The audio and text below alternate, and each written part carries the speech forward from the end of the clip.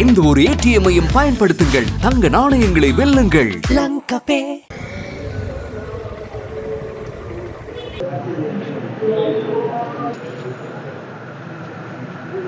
இன்று காத்தான்குடி மத்திய கல்லூரியிலே கல்வி பொதுத்தராதர சாதாரணதர பரீட்சை தமிழ் பாட பரீட்சை நடைபெற்றது. இந்த பரீட்சையிலே நடைபெற்ற குளறுபடிகள் சம்பந்தமாகத்தான் நான் இப்போது எனது கருத்துக்களை தெரிவிக்கின்றேன்.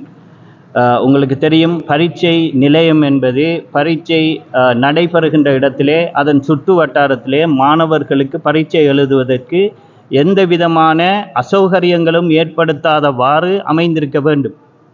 இதற்காக அரசாங்கத்தினால் போலீஸ் படையினர் கடமையில் ஈடுபடுத்தப்படுகின்றார்கள். சமூக ரீதியான அமைப்புகள் இதில் வேலை செய்கின்றது. இந்த மாணவர்கள் சுதந்திரமாக இந்த பரீட்சைகளை எழுதுவதற்குரிய ஒரு போட்டி பரீட்சை, மிக முக்கியமான ஒரு போட்டி பரீட்சை. ஏனென்றால் 11 வருடங்கள் இந்த மாணவர்கள் கல்வி கற்று அவர்களுடைய திறமைகளை முதன்முறையாக தேசிய ரீதியிலே வெளிக்காட்டுகின்ற ஒரு பரீட்சை இந்த சாதாரணதர பரீட்சை. இந்த பரீட்சையிலே சித்தி பெறுகின்ற மாணவர்கள் தான் அடுத்தடுத்த நிலைமைக்கு செல்ல முடியும். அவர்களுடைய வாழ்க்கையை தீர்மானிக்கின்ற மிக முக்கிய ஒரு படிக்கல்லாக இருப்பது இந்த சாதாரணதர பரீட்சை. பரீட்சை நிலையத்திலே மாணவர்களுக்கு முழுமையான வசதிகளை செய்து கொடுக்க வேண்டிய ஒரு அதிகாரி மாணவர்களுக்கு முறையான முறையிலே அறிவுறுத்தல்கள் வழங்காமல் ஏற்கனவே வழங்கியிருந்த அறிவுறுத்தல்களை மீறி இறுதி கட்டத்திலே மாணவர்கள் பரீட்சை எழுதி கொண்டிருக்கின்ற போது அவசரமாக 5 நிமிடம் இடைவெளி கொடுத்து அந்த பேப்பர், அதாவது பார்ட் 1 பேப்பர்ஸ் அவ்வளோத்தையும் திருப்ப தரணும் என்று கேட்டது உண்மையிலேயே மிகவும் ஒரு கண்டிக்கத்தக்க ஒரு விஷயம். அதாவது காத்தான்குடி மத்திய கல்லூரியிலே 2 பரீட்சை மண்டபங்கள் இருக்கின்றன. இப்போ எந்த அதிகாரிக்கும் ஒரு அறிவுறுத்தல் செய்யப்படும் போது அது பொதுவான அறிவுறுத்தலாகத்தான் இருக்க வேண்டும். மேலிடத்திலே இருந்து அவர் கூறியிருக்கின்ற விடயம், மேலிடத்திலே இருந்து எங்களுக்கு அறிவுறுத்தல் கிடைத்திருக்கின்றது என்று பக்கத்திலே நடந்த மண்டபம் 2வது மண்டபத்தில் கூட அந்த அறிவுறுத்தல் அவ்வாறு பின்பற்றப்படவில்லை.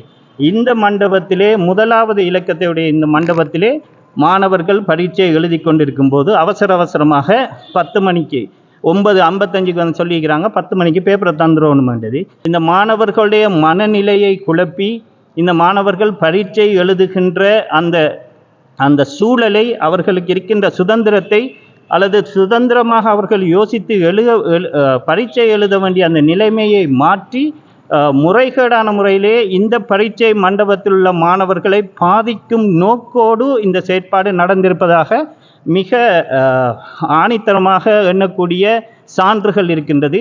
இவ்வாறான ஒரு செயற்பாடு இந்த பரீட்சை எழுதிய மாணவர்கள் தங்களுக்கு இருக்கின்ற சுதந்திரமாக பரீட்சை எழுதுகின்ற உரிமையை முற்றுமுழுதாக மறுதளிக்கின்ற ஒரு செயற்பாடாகவே நாங்கள் பார்க்கின்றோம். எனவே இந்த மாணவர்களுக்கு இருக்கின்ற உரிமையின் அடிப்படையிலே அவர்களுக்கு வழங்கப்பட்டிருந்த அந்த நிலைமை மறுக்கப்பட்டதன் காரணமாக இவர்களுக்குரிய தீர்வாக முறையான நீதி இவர்களுக்கு வழங்கப்பட வேண்டும். 180 மாணவர்கள் அந்த பரீட்சை நிலையத்தில் இருந்தார்கள். எனவே அத்துணை மாணவர்களுக்கும் அதிலே உதாரணத்துக்கு எடுக்கிறாள். இப்போ எவ்வளவோ முயற்சிகள் செய்து இந்த பாடசாலை சமூகம், இந்த பெற்றோர்கள், பழைய மாணவர்கள் என பல மாத காலமாக இரவு பகலாக முயற்சிகள் பல செய்து இந்த மாணவர்களை நாங்கள் பரீட்சை நிலைமைக்கு கொண்டு வந்திருக்கின்றோம். இந்த பரீட்சையிலே இவ்வாறான ஒரு செயற்பாடு நடைபெறுவதனால் இது மாணவர்களுக்கு மாத்திரமல்ல, ஒட்டுமொத்த சமூகத்துக்கும் எதிரான ஒரு அநீதியாகவே நாங்கள் இதனை பார்க்கின்றோம்.